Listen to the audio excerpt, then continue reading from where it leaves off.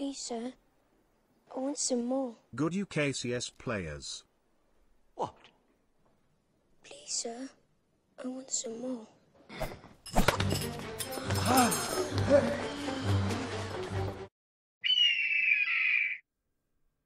Oi, bruv. Oh, do you want some more UKCS players, yeah? Well, I'm about to give them to you. Okay, let's never do that again. Hey guys, Hawker here. I'm going to talk about some of the next upcoming UKCS players. Before we get into this, my voice is a little bit rough right now. I've been through a cold, but with the recent Cloud9 stuff that's happening, there might be some new UKCS players joining some top teams. So I want to shout out the guys that I think could potentially do it.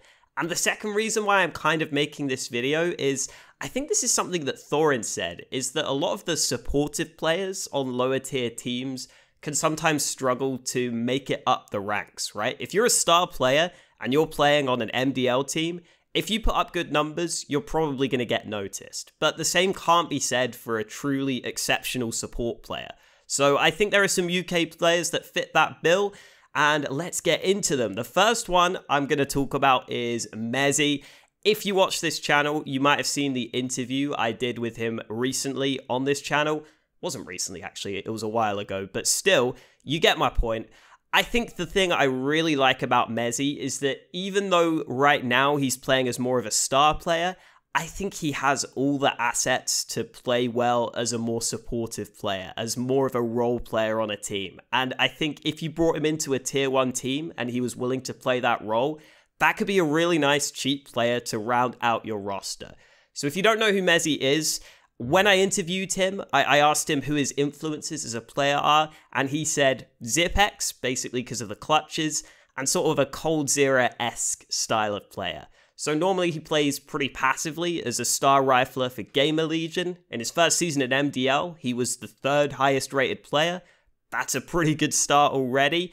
But I think it's harder to prove that you can step up as a star player instantly to the tier 1 scene. Whereas as a more supportive player, I think he has a lot of good qualities that could fit that role. To begin with, he has a great work ethic. For a UK player, this is always something that's going to be discussed with how the scene has gone in the past. But Mezzy absolutely has that work ethic, including working on fundamentals, working on nades. This is something that's really important if you're going to be more of a role player on the team. So I think it's great that he has that. Secondly, he's very mature and willing to play for the team. When I talked to him in his interview, he talked about how he's aware of the importance of versatility, which I think is something that goes so underrated in a lot of upcoming players, right? That they normally just think, I'm going to learn this spot and I'm going to learn how to play it the best I can. Mezzy was actually really thinking about the fact that it's going to be important that he can play different roles and different positions and that he can fill for his team.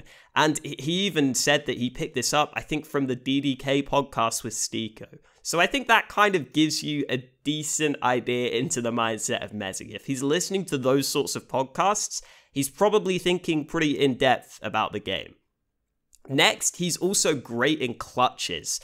This can be such a big bonus for support players as well. I think this is what makes those role players go from just good to great, to exceptional, to stand out. And you instantly look at someone like Zipex on Astralis, right? He's the kind of guy that you almost epitomize as being the ideal candidate for this sort of role. If you can just do your bit and set up your teammates and then still be able to clutch if your stars don't show up, that could be a really valuable thing to have on the team. Next, I do think he has good aim. I do think he has a good individual ability. I could even see a world in which he does go onto a team as a star player and proves that he can compete at the tier 1 level. I just don't think that's something you can prove as easily. And so if he plays support, I think the fact that he just has good aim and that he will probably at least be able to hold his own is going to be enough, as long as you surround him with stars, as I would expect if he were to join this Cloud9 roster. Next, when I did some analysis with this old Vex lineup, I did a little bit of analysis on like 1 or 2 days for them just to try it out. Honestly, I don't think I was that great at it back then, but it was nice to try something new. The thing I loved about Mezzy is how active he was at bringing things up. especially on Vertigo, which was a new map at the time that they were looking at picking up and they were looking at playing. Mezzy brought a bunch of good ideas, a bunch of new nades, and quite a few of them actually still go into the meta today, are used pretty frequently. He was definitely someone who was having that problem-solving mindset, which is great. I think these are already a bunch of great reasons. I think I've kind of laid them out there. I think the main thing you have to look at on a supportive player, though, is just their mentality, right? Their mindset. And Mezzy is the kind of guy who's going to come onto a team and not have the ego. He's going to listen. If he's on a team with Alex, for example, he's absolutely going to take in as much as he can. If he's on a team with some really good star players, he's going to take in as much as he can. He wants to win. And he's shown a bunch of qualities that you don't often see from up-and-coming star players, which means if he transitions into a support and then has the good aim and then has the good clutches on top of that, he could be a really, really good player to have on a team. Oh, and my final point is, I promise he's not just my best mate. I promise he's not just bribed me. I barely even talk to him, but I just think that he's doing everything right to make it in Counter-Strike. And if I saw him go to Cloud9, I honestly think that he'd be the perfect player to round out the team, right? You build the rest of the team first, and then maybe you need a cheaper player for whatever reason. You get Mezzy in there, and I think he would round out a team really nicely. My voice is nearly going, but we're going to move on. Next player I've got is Surreal, and Surreal is a dog. By that, I mean, you know how a dog is like a man's best friend? I think Surreal is like the IGL's best friend. His role has switched around a bit recently. I don't think he's still playing all the supportive roles, but I think Surreal works best as a support on a team.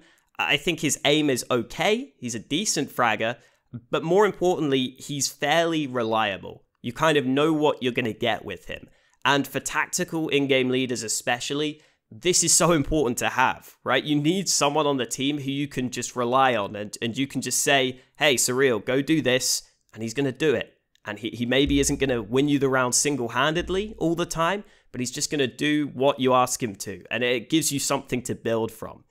The thing that really sold me with Surreal, though, was Endpoint released a comms video. And he was by far the most active player in the comms, while also only saying stuff that was important, right? He was still succinct with his communication, but he was also talking a lot of the time, and he was also sometimes making calls for other players.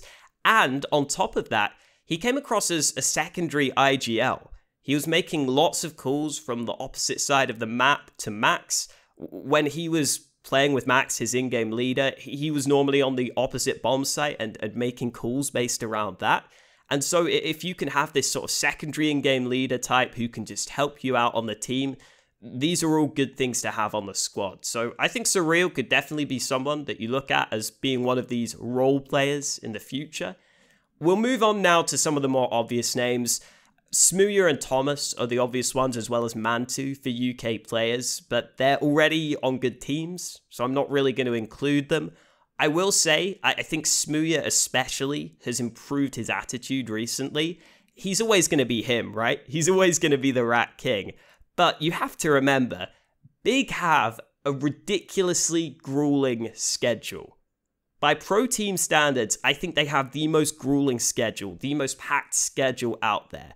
And even now, I think Smooya looks back on that and realizes he did make mistakes when he was on Big. He's talked about how he now has much more respect for God B, and he realizes some of the mistakes he made when he was on that Big squad. But the upside is, no other team is going to make sure or make Smooya practice as hard as he has had to practice on Big already. And I think we are seeing progression in that personality side of things, right? He's growing up, he's maturing a bit. So I do think Smooya is someone that in the future will be making it to a top team. It's just a question of when and what lineup it ends up being with, if that makes sense. And obviously Thomas has just gone to Envy, Mantuu is on OG. These are players that probably wouldn't go to Cloud9. There are a couple of other players I'm going to talk about. You've obviously got Mighty Max and Adam, who are the in-game leaders. It's always difficult for me to know with in-game leaders if you can transition to tier 1. And I think the problem Max and Adam would have is that even if they are really good in-game leaders, they're already not great fraggers at a lower level. And you look at someone like Crystal on Godsent, for example. He's someone who is clearly a great in-game leader. He's made that team. He's done well with it. But there is the question of how far can the team go with that sort of player. So I think for Max and Adam, it's hard to know whether they can level up that individual level. It's hard to know how much they can transition into tier 1 with their leading as well. I think in general, for leaders, I think that's the hardest position to actually rise up and really prove yourself, unless your team just starts to win more. So that's what you're going to have to look at for those two. And then there's a bunch of other names that are there, that exist, but that haven't really proven that they have everything to be able to really play at the top level yet. I think of guys like Mezii. He's clearly got good natural talent. I think he's been slowed down in the UK scene by other factors, we'll call it. But he's clearly got natural talent. I don't really know him personally, though. I don't know what his work ethic is like. Considering how much talent he seems to have, I wouldn't be surprised if that's something that maybe he's just not 100% focused on CS right now, but he's someone that clearly looks good naturally. And this is the same with a couple of these guys. Tadpole, Swaggy, ZNX. I've seen these guys have flashes of potential.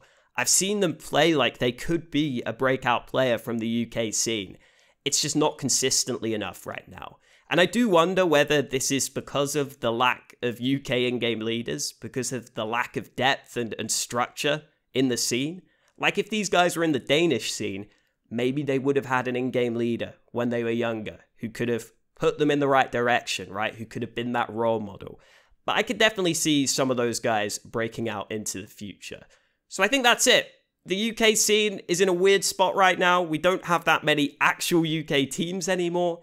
But I think some of the players are starting to make it, which we can be happy about. Again, I think the main point here, the main takeaways were, if I was a top team right now and I needed a more supportive player, I would definitely be considering someone like Mezzy. I don't know if he's actually willing to play support, but based on what I know from him, I assume he would be. And I think it's a pretty safe bet, honestly. I think he would hold up at a tier 1 level, even if he might not be able to play the exact roles he would want to. I think he'd be good in this sort of spot. So, hope you guys enjoyed this. I'm excited to see UK Counter-Strike back. Where's my UK pen? I don't know if I have it. Oh, here it is. UK Counter-Strike's back, baby. It's coming back, hopefully. Thank you guys for watching. Hope you enjoyed. Hopefully my voice will be good soon, and I'll make more videos. Hope you enjoyed this. A little bit different, I know. And yeah, that's it. See you guys next time.